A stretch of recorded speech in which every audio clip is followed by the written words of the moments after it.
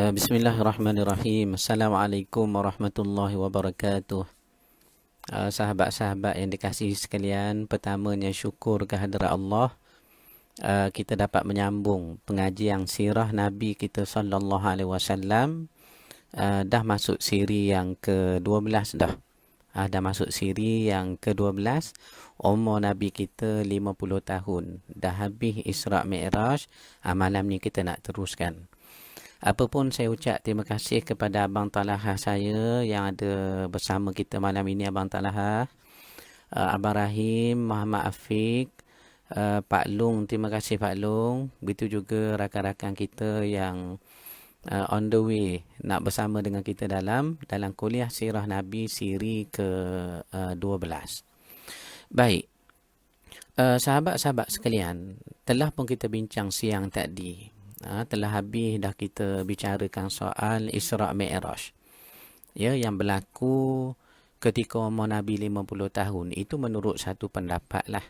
Dan memang kalau kita belajar sirah ni Abang Talahah, terlalu banyak pandangan nak menunjukkan khidmatnya ulama kita ni kepada umat untuk memberi kenal Nabi sallallahu alaihi wasallam. Sebab itu mana-mana pandangan yang banyak kadang-kadang tak berapa sepakat, kita berlapang dada selama mana riwayat itu bukan berkaitan akidah kah, bukan berkaitan dengan prinsip keyakinan kah. Inilah semangat yang telah disebut oleh Imam Abu Hanifah tu dalam kata-katanya yang terkenal. Baik, malam ni gitu juga kita nak sebut setelah Isra' Mi'raj berlaku, apa yang berlaku kepada Nabi SAW ialah Nabi mula menyampaikan dakwah kepada orang-orang yang mula nak mari haji. Dah ada riwayat yang kita sebut kan, Isra' Mi'raj ni berlaku bulan Rejab, 27 Rejab tahun 10 kenabian yang kita bincang sekarang. Pun begitu kita dah sebut juga beberapa pandangan lain. Antaranya yang disebut oleh Imam At-Tabari itu. Katanya Isra' Mi'raj berlaku ketika umur Nabi 40 tahun. Begitu juga Imam Qurtubi, Imam Nawawi yang katanya Isra' Mi'raj berlaku umur 45 tahun. Tetapi yang 27 Rejab, umur Nabi 50, Sulaiman Al-Mansufuri. Baik. Maknanya daripada bulan Rejab nak tuju ke bulan haji, antaranya disebut dalam sirah kita ni Ar-Rahiqul Maktum ini ialah bulannya Zulqa'edah. Bulannya Zulqa'edah, maknanya bermula Rejab, Isra' Mi'raj berlaku. Masuk Sya'ban, kemudian Ramadan, kemudian Syawal, kemudian Zulqa'edah. Makna 4 bulan selepas itulah orang mula mari ke Mekah nak buat haji. Orang jauh, orang dekat nak buat haji ramai. Maka Nabi ambil peluang nak dakwah Islam kepada pemuka-pemuka kabilah ataupun ketua-ketua kaum yang datang buat haji. Dan kalau kita baca dalam sirah, sama ada klasik atau moden pun, disebut banyak kabilah yang Nabi jumpa dakwah baik-baik. Antaranya kabilah Bani Kalb. Ni antaranya lah, kabilah Bani Kalb.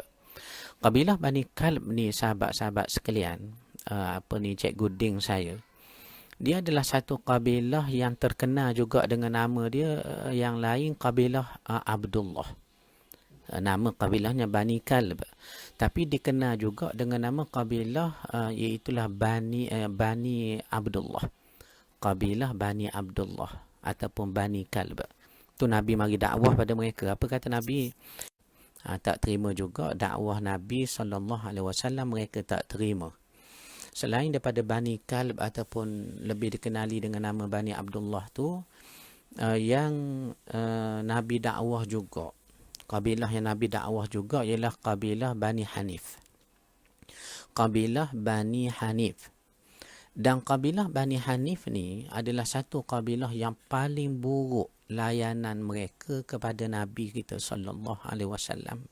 Dahlah dia tak masuk Islam, dia layan Nabi dengan buruk sangat. Kabilah Bani Hanif. Dan selain daripada itu, kabilah Bani Amir As-Sa'sa'ah ada juga. Kabilah Bani Amir Sa'sa'ah dikatakan mereka ni hampir dah nak masuk Islam. Sehinggalah berlaku dialog, perbincangan dia dengan Nabi. Dia kata, kalaulah kamu nanti menguasai orang Arab dengan agama yang kamu bawa dan kami masuk Islam, kami sokong kamu ini. Adakah kami pun akan dapat kuasa macam kamu juga? Maka Nabi kata, wallahu ta'ala a'lam. Sebab kuasa ni sahabat-sahabat sekalian, kerja Allah nak beri kepada sesiapa pun. Maka atas dasar itu, Bani Amir Sa'sa'ah tolak daripada nak masuk Islam, asalnya berminat, tak jadi. Sehingga mereka balik daripada haji, dia jumpa satu ketua kaum mereka di perkampungan Bani Amir Sa'sa'ah. Dia cerita tentang ada seorang pemuda daripada Quraisy, katanya Nabi, dia ajak kami masuk Islam tapi kami tak masuk. Maka ketua kabilah kata, kenapa kamu tak terima? Apa ruginya kalau terima? Apatah lagi Quraisy, Bani Hashim ni, kata ketua kabilah mereka, bukanlah satu kaum yang reka cerita ataupun bercakap bohong.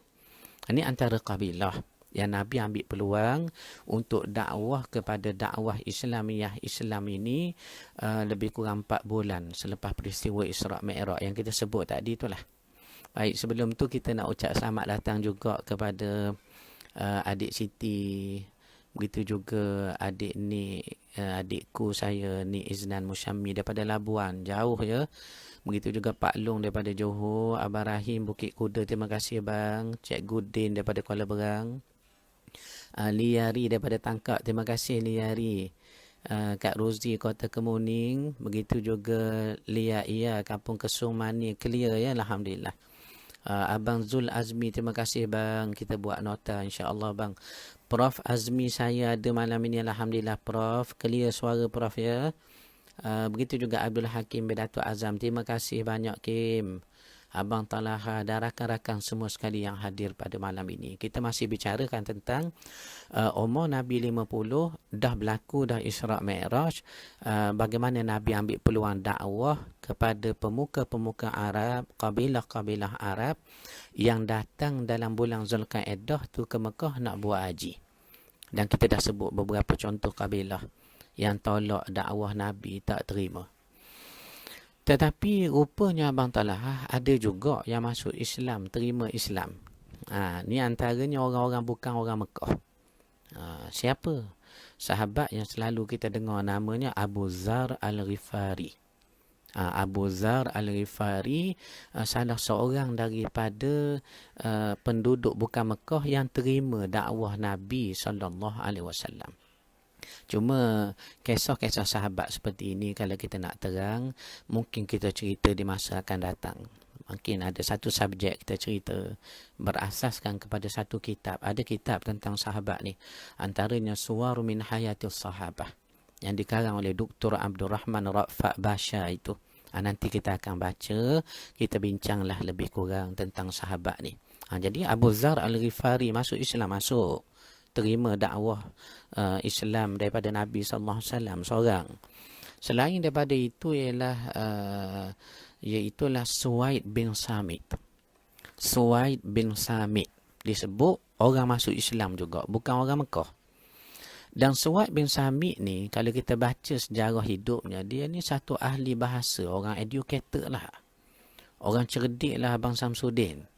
Mana orang cerdik, orang ketinggian bahasa. Dan dia ni penyair di dalam kabilah Suwaid bin Samit, dalam kabilah dia. Dan kaumnya sangat kagum pada dia, kefasihan bahasa, ketinggian sastranya. Maka bila Nabi dakwah, dia kata, aku nak dengar Al-Quran kamu. Tapi Nabi kata, apa yang dikagumi oleh kaum kamu terhadap kamu? Dia kata, hikmah Luqman. Mana seakan-akan nasihat-nasihat Luqman kepada anak endanya itu, Luqmanul Hakim, dihafal dalam bentuk ketinggian sastra dan bahasa olehnya Suwaid bin Samit ni. Maka Nabi kata, cuba baca kepada aku. Maka dia baca hikmah Luqman tu, dibaca. Seperti dalam Bible orang Kristian tu, sedar tak sedar mereka percaya dalam Bible ni ada 3 kitab, Taurat, Injil dan Zabur. Taurat, Zabur dan Injil. Taurat tu mengikut pengkajian orang-orang mengaji dalam ilmu komparatif ni, katanya Old Testament tu lah Old Testament, perjanjian lama tu. 5 kitab awal tu Cikgu Din ya. Genesis, Leviticus, Numbers, Exodus and Deuteronomy tu dianggap Taurat. Kalau Zabur rupanya ada dalam Bible Cikgu Din, ni mengikut kepercayaan mereka. Zabur dekat mana? Yang dipanggil Psalm. Yang dipanggil Psalm, P-S-A-L-M, Psalm tu dianggap Zabur. Kemudian barulah Injil mengikut kepercayaan mereka. Iaitulah New Testament tu, 4 Gospel, Matthew, Mark, Luke and John tu. Jadi seakan-akan Suhaib bin Samit pun nak dakwah benda yang sama juga. Pada aku ada hikmah Luqman. Apa yang ditulis, apa yang dicatat zaman dahulu daripada perkataan Luqman, nasihat anaknya, nasihat kepada generasinya, maka aku hafal. Antara nasihat Luqman yang paling terkenal, Cikgu Din saya, nanti balik di sekolah cerita pada kawan-kawan cikgu kita di Kuala Berang Ulu sana, untuk cerita ke anak murid kita semuanya. Apa antaranya nasihat Luqman? Luqmanul Hakim kepadanya kepada anak endanya. Nasihatnya ialah, wahai anakku, carilah ilmu, Cikgu Ding. Wahai anakku, carilah ilmu. Kerana kalau kamu seorang yang miskin, ilmu itu harta kamu. Kalau kita orang miskin, ilmu itu harta kita, kata Luqmanul Hakim. Tetapi kalau kamu orang kaya dah, kebetulan kaya dah, maka ilmu tu tetap kena cari juga.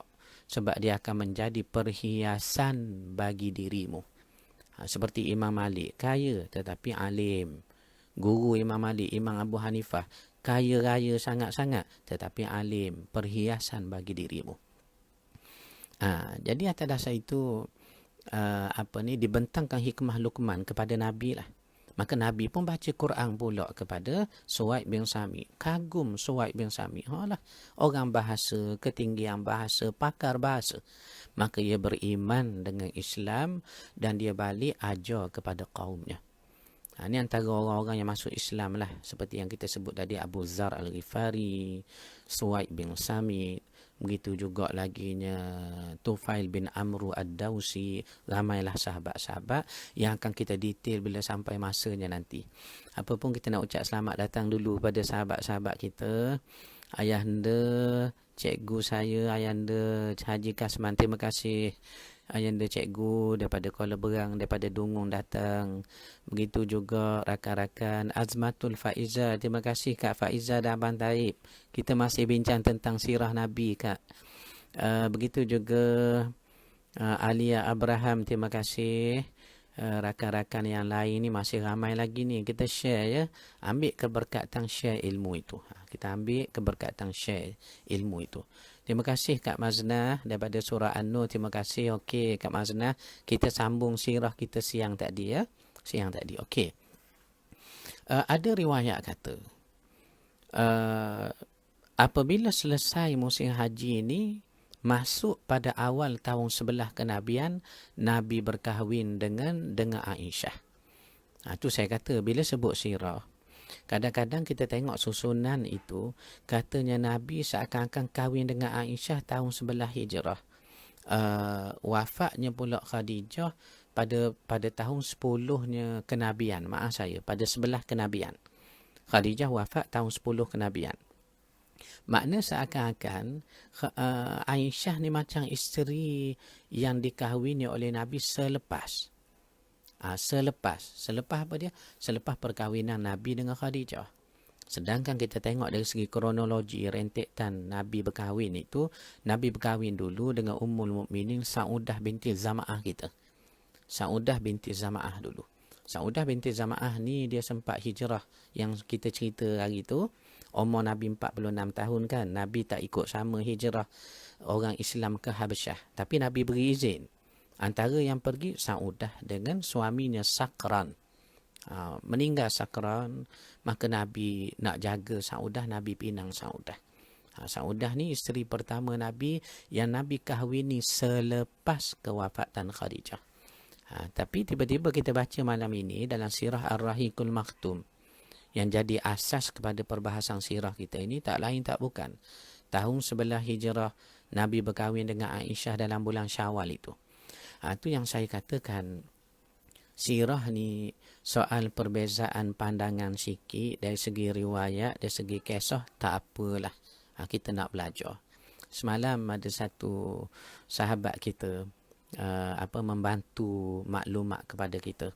Katanya tu, apakah betul orang yang memberi jaminan keselamatan kepada Nabi untuk masuk ke Mekah setelah tertahan di lembah Nakhlah, pinggir Mekah tu 3 hari 3 malam kan. Nabi tertangguh di situ sebab orang Mekah tak beri masuk balik ke Mekah selepas dihalau dari Taif tu. Maka ada sahabat kita semalam bantu maklumat kepada kita semua, alhamdulillah. Katanya, tidakkah laki-laki itu namanya Mut'im bin Adi? Mut'im bin Adi. Saya katakan betul juga. Walaupun semalam kita sebut Adi bin Hatim pun betul juga. Kerananya dalam riwayat kata Aisyah ni, kita sebut Aisyah ni. Aisyah sebelum berkahwin dengan Nabi SAW dikatakan pernah dipinang. Oleh siapa? Pertama ada yang kata Jubair bin Mut'im, anak Mut'im bin Adi yang disebut namanya semalam tu. Riwayat kedua kata Mut'im bin Adi sendiri yang bertunang dengannya, yang meminangnya Aisyah tapi ditolak. Dan ada riwayat kata yang membela Nabi nak masuk ke Mekah, nak dijamin keselamatan, ayahnya Mut'im, itulah Adi. Adi pula ada 2. Adi bin Hatim yang dialog dengan Nabi soal salib daripada Perak tu, yang akan kita cerita bila sampai masanya. Dan dikatakan juga Adi bin Hatim itulah yang bela Nabi, wallahu ta'ala alam. Begitu juga Adi al-Makhzumi. Jadi ni keindahan sirah Nabi SAW bila kita belajar, kita cermat, baca riwayat. Apapun kita rasa syukur kerana Allah menjadikan kita sebagai orang yang mahu belajar, ya, menekuni, menyelami terutamanya sirah kita Nabi SAW. Jadi ada yang kata, riwayat dalam Ar-Rahiqul Maktum kata tahun 11 kenabian, umur Nabi 51, bulangnya Syawal, Nabi berkahwin dengan Aisyah. Nabi berkahwin dengan Aisyah Sally. Nabi berkahwin dengan Aisyah. Baik. Terima kasih juga Abang Bobby. Abang Bobby masuk. Terima kasih. Rakan-rakan yang bersama dengan kita dalam kuliah sirah ini pun terima kasih. Alhamdulillah. Baik. Kemudian sahabat-sahabat sekalian, tak lama selepas itu pada tahun ke-12 kenabian, umur Nabi 52 tahun lah. Maknanya setahun sebelum hijrah berlaku. Ada riwayat kata terbentuknya Bai'atul Aqabah yang pertama. Perjanjian Bai'ah Al-Aqabah pertama terbentuk pada umur Nabi 52. Kemudian Bai'atul Aqabah yang kedua terbentuk tahun depannya, yakni tahun 13 kenabian, umur Nabi 53 tahun. Tetapi bagaimana nak detailkan tentang isi perjanjian Bai'atul Aqabah tu, yang Nabi lantik nakib lebih kurang 12 orang itu, mempersaudarakan Aus dan Khazraj itu, ini kita akan cerita di masa akan datang. Sebab kita nak cerita kronologi Nabi saja, kerangka besar sirah Nabi SAW itu. Baik. Dan terima kasih anak buah saya, Syed Afindi Syed. Terima kasih Cang. Alhamdulillah Cang. Okay, salam ayah cik kita. Okey. Kemudian sahabat-sahabat sekalian, tak lama selepas itulah berlakunya hijrah Nabi ke kota Madinah. Atau nama lama bagi Madinah apa dia? Nama lama bagi Madinah apa dia? Yathrib. Yathrib berlaku umur Nabi 53 tahun, yakni tahun ke-13 Nabi kita dilantik jadi Nabi. 53 tahun. Soalnya bagaimana hijrah itu berlaku? Riwayat banyak. Riwayat banyak tentang hijrah. Ada kata hijrah berlaku waktu siang, seperti hadis Sahihul Bukhari itu. Yang masyhurnya dalam kitab-kitab sirah, termasuk kitab sirah kita ini, katanya malam, tengah malam. Itu pun Nabi berlepas daripada Gua Thawr setelah Nabi berlindung 3 hari 3 malam. Cuma ringkas ceritanya, hijrah Nabi ni berlaku setelah kemuncak orang-orang kafir Mekah tu berbincang di Darun Nadwah, pusat pemerintahan Mekah lah. Apa dibincangkannya? Nak ambil tindakan apa kepada Muhammad ni? Sebabnya sebar Islam, yang mengajar Islam, ramai orang nak masuk Islam. Hamba abdi pun jadi tak dengar larangan tuangnya pun, akhirnya nak masuk Islam juga. Maka dalam perbincangan Darun Nadwah itu, Iblis menyelinap masuk. Itu saya kata, riwayat tentang Iblis masuk di Darun Nadwah ni pun kadang dibahaskan betul ke tidak. Nabi hijrah malam, tak betul, kerana katanya waktu zuhur siang hari. Jadi kita dah sebut tadi, soal riwayat, soalnya nama tempat, soalnya berbeza sikit sebanyak dari sudut tarikh sebagainya, kita berlapang dada dalam belajar sirah. Dalam belajar sirah. Semalam saya dah kata dah, apa yang saya sebut, soalnya ada pandangan kata sebelum Khadijah wafat, Abu Talib wafat dulu. Ingat tak semalam kita bincang semalam? Ingat ya? Ingat Kak Masnah ya? Ya. Ada riwayat kata Abu Talib mati dulu. 3 hari selepas Abu Talib mati atau 2 bulan selepas Abu Talib mati, Khadijah mati. Mari riwayat lain pula kata Khadijah mati dulu. 2 bulan atau 3 hari selepas Khadijah mati, baru Abu Talib mati pula. Jadi bila kita belajar sirah, kita jumpa riwayat begini, kita tak mahu besarkan sangat. Takkan kita nak sebut siapa mati. Do ke mati dulu, Minah yang mati dulu. Do mati dulu, Minah mati dulu. Takkan kita nak sebut benda begitu. Jadi soalnya kita nak sebut ialah Nabi kehilangan 2 orang yang paling Nabi sayang sekali. Begitu juga hijrah ni, ada kata riwayat Iblis masuk dalam mesyuarat di Darun Nadwah. Ramai yang tolak riwayat itu. Bahkan riwayat Ali menggantikan tempat tidur Nabi. Ramai yang kata tidak. Tapi kita sedang sebut riwayat yang masyhur di dalam kitab-kitab sirah. Di dalam kitab-kitab sirah. Lalu di Darun Nadwah tu hari Rabu, lebih kurang 27 Safar. Lebih kurang. Sebab Nabi hijrah, jangan lupa, bila? Bulan Rabiul Awal, bulan kelahiran Nabi. Betul, Nabi berlepas dari rumah, keluar dari kepungan, itu bulan Safar.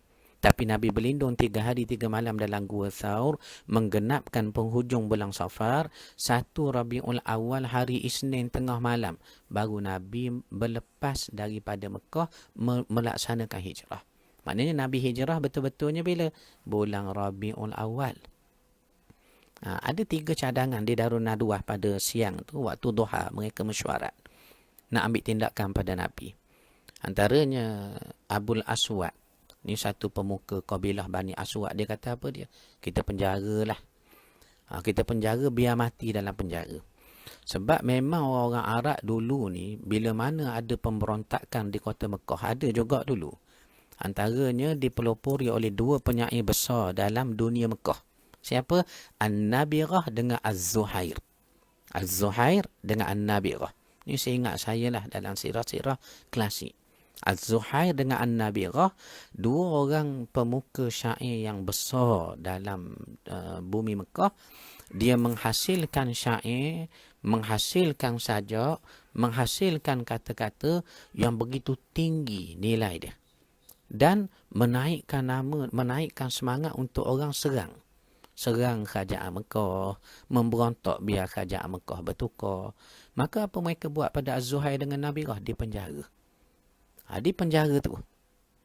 Siapa mati dalam penjara tu? Abu Aswad kata penjara Muhammad, biar dia mati. Maka Iblis kata, tak sempat dia mati. Tentu sahabat-sahabatnya akan datang bebaskan dia. Maka sehinggalah Abu Jahal cadang, bunuhlah Nabi. Tu Iblis kata paling baik sekali. Maka berlakulah pelaksanaan cadangan mereka yang ketiga tu nak bunuh Nabi, dengan cara setiap kabilah kafir Mekah ni, dia hantar wakil dia. Dia hantar wakil dia di kalangan pemuda-pemuda yang kuat, pemuda-pemuda yang gagah untuk kepung rumah Nabi pada malam itulah dalam peristiwa nak bunuh Nabi. Maka dia hantar mana-mana pemuda yang perkasa, yang gagah, yang hebat, diberi sebilah pedang dan diletakkan racun pada pedang itu untuk bunuh Nabi. Ramai dia hantar, lebih kurang 20 orang. Kepung rumah Nabi bermula petang. Tetapi Allah Ta'ala ni, Ustaz Din, Cikgu Din nak selamatkan Nabi. Dalam takdir Allah, Allah mahu Nabi selamat. Walaupun 20 orang tu kepung rumah Nabi, Cikgu Din. Rumah Nabi pula bukanlah luas sangat. Kita baca dalam hadis, baca dalam riwayat, baca dalam sirah. Rumah Nabi kita nak tahu luas tak luas, cuba tengok bilik Nabi. Bilik Nabi tidur tu, awang. Kat Ramlah. Bagaimana? Nabi bila tidur, riwayat kata, biliknya besar mana? Kalau Nabi baring, kepala terkena dinding dan kaki Nabi pun terkena dinding ujung sebelah lagi. Maknanya, cukup-cukup muat sajalah Cikgu Ding bilik Nabi. Jadi, boleh kita gambarkan rumah Nabi besar mana? Kalau 20 orang daripada mewakili 20 kabilah mengepung rumah Nabi, maknanya mustahil pada akal, bukan pada kehendak Tuhan, Nabi terlepas. Tapi apa yang Allah Ta'ala mahu? Apa yang Allah Ta'ala mahu, Mak? Nenda saya Tengku Aini, waalaikumsalam, Mak. Apa yang dikendaki oleh Allah? Allah nak Nabi selamat. Allah mahu Nabi selamat. Syekh Zamri Mustafa tanjak Datuk pulas ko atas pula. Ni kita panggil tanjak balung ayam ni malam ni.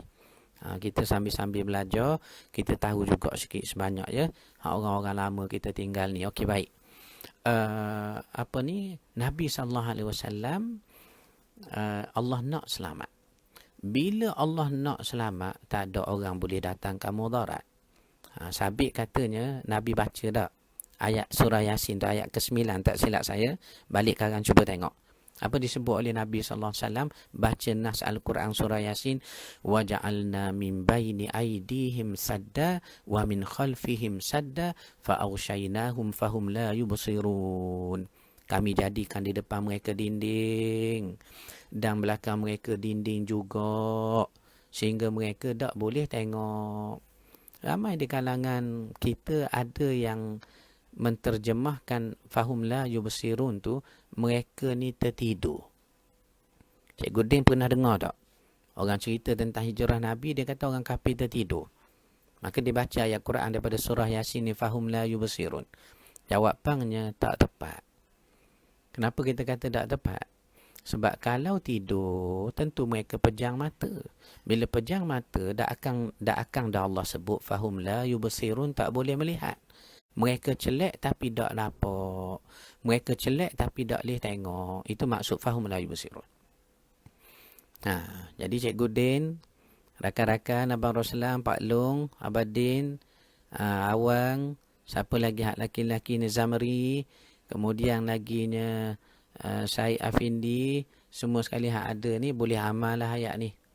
Tengah-tengah malam nak keluar pergi kedai, takut bini marah, baca waja'alna min baini aidihim sadda wa min khalfihim sadda. Okey, baik. Maka Nabi keluar daripada kepungan. Nabi terus pergi ke mana? Gua Thawr. 5 kilometer tu Nabi berjalan kaki, kaki ayam, tak ada pelapik, tak ada slipper. Nabi berjalan lebih kurang 5 kilometer dengan ujung jari, Cikgu Din. Dengan ujung jari, bukan penuh tapak tangan ni, tapak kaki ni dengan hujung jari. Sampai pecah kaki Nabi. Soalnya ada orang tanya, kenapa dengan ujung jari? Kenapa dengan ujung jari Nabi tak boleh berjalan ke dengan tapak kaki biasa? Sebabnya sejarah orang Arab ni, Cikgu Sally, rupanya ada di kalangan orang-orang Makkah yang Allah Ta'ala beri mereka ni satu kelebihan. Kelebihan apa dia? Dia tengok tapak kaki padang pasir, dia tahu siapa yang punya. Dia tengok tapak kaki padang pasir, dia tahu siapa yang punya. Jadi kumpulan ini yang pakar mengesan tapak kaki di padang pasir itu dikenal dengan istilahnya Ahlul Qiyafah. Ahlul Qiyafah. Catat Cikgu Din ya, Ahlul Qiyafah. Orang yang mahir kesang tapak kaki. Mereka bukan tengok tapak kaki di kaki orang. Tengok tapak kaki atas pasir, dia tahu siapa punya. Dia sudah tahu siapa punya. Bayangkan. Dan peristiwa ini berlaku juga sewaktu di Madinah pun. Antaranya disebut di Madinah riwayat yang orang-orang munafikin ni nak beri Nabi sakit hati, orang Islam sakit hati. Ada cakap-cakap yang menyakitkan hati orang Islam, termasuk Rasulullah sallallahu alaihi wasallam. Itulah mereka kata anak kepada Zaid bin Harisah. Ini anak angkat Nabi Zaid bin Harisah ya. Anak kepada Zaid, maknanya cucu angkat Nabi lah. Yang bernama Usamah bin Zaid itu bukan anak Zaid yang sebenar. Ini cakap-cakap ni disebar di Madinah. Kenapa? Kerana Zaid ni Arab, dia merah, kulit dia kemerahan. Isteri dia pula Ummu Aiman. Ummu Aiman ni kita dah belajar dari tu. Iaitulah hamba perempuan berkulit hitam. Milik bonda Nabi Aminah binti Wahab yang akhirnya dapat pada Nabi, Nabi merdekakan. Dengan cara dikahwinkan Ummu Aiman tu dengannya Zaid bin Harisah. Mana orang Arab kulit merah berkahwin dengan kulit hitam, satu hamba abdi. Dapat anak nama Usamah bin Zaid. Usamah ni pula adik siti saya. Dia lahir mengikut mak banyak, kulit hitam, gelap, mengikut mak. Maka bila berjalan dengan ayahnya merah putih, lalu ada cakap-cakap di kalangan orang munafikin, bukan anak Zaid. Dia cakap begitu. Ni bukan anak Zaid ni. Dia cakap begitu. Menyebabkan Nabi kata anak Zaid. Ni orang munafikin nak beri berita yang tak baik, nak sebar perkataan-perkataan yang buruk di kalangan masyarakat di Madinah tu. Apa berlaku? Suatu hari Zaid dan anaknya Usamah dia berjalan, kemudian mereka berbaring. Mungkin letih agaknya, berbaring di pinggir Masjid Nabawi. Riwayat kata mereka pun selimut. Selimut tu jenis selimut tutup muka je. Selimut tak besar, terdedah kaki. Dua beranak ni terdedah kaki ayanda cikgu Kasmang saya. Pertama, kakinya Zaid tu. Besar, merah, nampak. Kemudian kedua kaki anak dia. Hitam sikit, kecil. Itulah Usamah. Kebetulan Ahlul Qiyafah lalu di tepi itu. Dan dia tak nampak muka pun. Dia cuma tengok tapak kaki. Ada dua pasang. Besar satu, kecil satu. Gelap sikit dengan merah satu. Apa kata Ahlul Qiyafah? Tapak kaki yang kecil ini adalah anak kepada tapak kaki yang besar ini. Bayang tu. Bayang tu sahabat-sahabat sekalian. Ahlul Qiyafah. Ahlul Qiyafah. Ya betul. Ina Azman. Betul. Ina Azman. Terima kasih Wan Suryana, Kak Maznah kita, rakan-rakan yang masuk, Prof Azmi, dan juga rakan-rakan yang lain ya. Abang Din daripada Johor, terima kasih Abang Din. InsyaAllah kita sambung kuliah kita ni Abang Din malam ini Abang Din ya. Malam ni pun tak lama Abang Din, lebih kurang 40 minit saja, lebih kurang 10 minit saja lagi tinggal.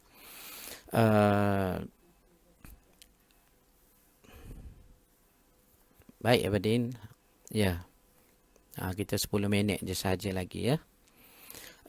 Kemudian ni hijrah berlaku. Bagaimana hijrah berlaku? Padanya 1 Rabiul Awal, hari Isnin tengah malam.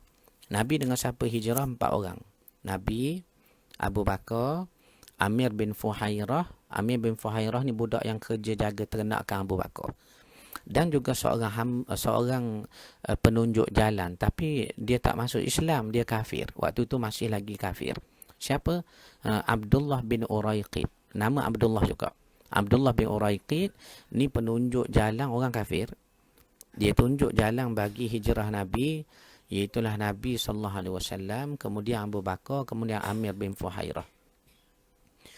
Jadi hijrah berlaku pada malam itulah 4 orang bertolak daripada Mekah. Tengah malam dah, hari Isnin. Dan Nabi hijrah selama 8 hari 8 malam sehingga 8 Rabiul Awal, hari Isnin juga cikgu. Sampainya Nabi ke Quba, Nabi bina masjid. Adalah peristiwa berlaku dalam peristiwa hijrah Nabi tu, 500 km tu, 8 hari 8 malam tu. Tetapi kita tak nak panjang kuliah kita ini. Saya menjangkakan kita nak tamat di sini saja. Saya nak tamat di sini saja. Kita berhenti sampai hijrah Nabi Nanti kita akan lanjutkan dalam peristiwa hijrah ni apa yang berlaku kepada Nabi sallallahu alaihi wasallam, dan kemudian kita akan istiqamah sambung pengajian sirah kita ni setakat yang kita boleh. Dan sahabat-sahabat sekalian, jangan lupa besok jangan lupa saya nak buat pengumuman pukul 3 hingga pukul 4 petang. 1 jam tu, 3 hingga 4 petang, kita ada bicara bawah pokok dipanggil. Nanti tengok poster nanti di Facebook kita dan di page kami, page Ustaz Datuk Rashidi Jamil. Bicara bawah pokok dia panggil. Dengan tetamu istimewa kita, itulah Haji Samsul Rau-Rau. Kita akan bincang tentang hijrah dan sirah. Hijrah dan sirah Nabi sallallahu alaihi wasallam. Jangan lupa besok, itulah pukul 3 hingga pukul 4 petang, bicara bawah pokok. Baik, sebelum kita nak berhenti ni, nak tengok sikit rakan-rakan punya respon. Sally Rahmat, terima kasih Li. Ina Azman, ya betul, Zaid bin Harisah berkahwin dengan Ummu Aiman, dapat anak nama Usamah bin Zaid, betul. Betul Ina. Kak Ramlah, terima kasih. Ahlul Qiyafah, pakar pengesan tapak kaki tu. Begitu juga rakan-rakan yang lain. Abadin, terima kasih Abadin daripada Johor. Abadin, nanti kita ke sana lagi Abadin ya. Mazni Mak Ramli, terima kasih Mazni, tolong tulis nota. Tolong tulis nota. Begitu juga Muhammad Saifuddin Haji Abdullah, terima kasih Abadin. Tak apa Abadin, kita akan ada lagi kuliah kita. Begitu juga adik Siti Hardina Hamzah, terima kasih Hardina. 3 petang besok, hijrah dan sirah, betul, bersama dengan Haji Samsul Rau-Rau. Prof Azmi, sama-sama Prof. Suryati Ismail, ya besok insya-Allah bicara bawah pokok. Wan Suryana saya, Helmi Hamad, jauh ni daripada Terengganu ni. Daripada Terengganu mi ya. Alhamdulillah mi, besok mi jangan lupa mi 3 hingga 4. Begitu juga Mak Yus, terima kasih Mak Yus. Tak lupa Lia Ia daripada Johor, terima kasih. Mariza Mansur pun terima kasih Mariza ya. Dan juga rakan-rakan Bobby Bull, terima kasih sama-sama Bobby. Nazir Makhtar, sama-sama Aziz, sama-sama insya-Allah. Abdul Hakim Zamri, tuan guru saya Abang Jai IPSC.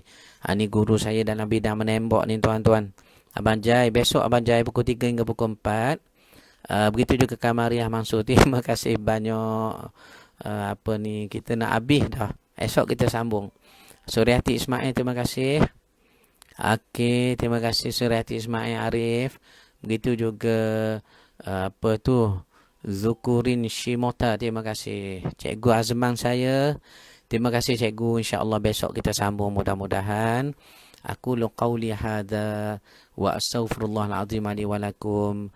Wassalamualaikum warahmatullahi wabarakatuh. Begitu juga Pak Cak Haji Arsyad, Mak Salmi Sabki pun ada pada malam ini. Besok kita sambung 11.30 kita ada sekali sirah Nabi. Kemudian pukul 3 hingga pukul 4 tu. Jangan lupa share. Jangan lupa share sebanyak-banyaknya supaya kita dapat ambil manfaat. Supaya dengan rahmat berkat majlis ilmu terangkat cobaan, ujian, musibah yang sedang kita lalui ini. Jadi mudah-mudahan selamat berkat. Assalamualaikum warahmatullahi wabarakatuh. Alhamdulillah.